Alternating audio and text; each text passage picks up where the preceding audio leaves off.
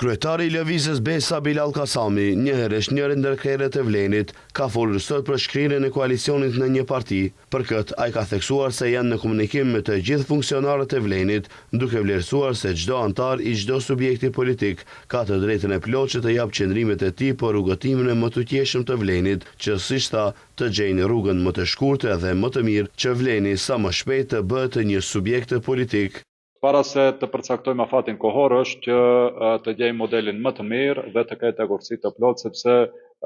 një ndër do të thënë sukseset e Vlenit është që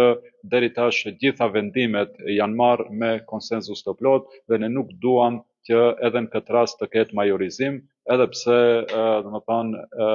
ka mendime të ndryshme rreth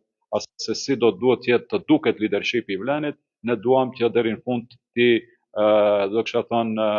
harmonizojmë qëndrimet dhe në fund të ndalim me një qëndrim të bashkë. Kasami tha se për çështjen e kryetarit të partisë po shqyrtohet modeli që të jetë me rotacion. Kujtojmë si nga koalicioni Vlen, disa herë kanë premtuar dhe kanë theksuar se janë duke punuar që sa më shpejt Vleni të bëhet një parti, ndërsa në lidhje se kush do të jetë kryetar, ata në tavolinë i kanë disa opsione.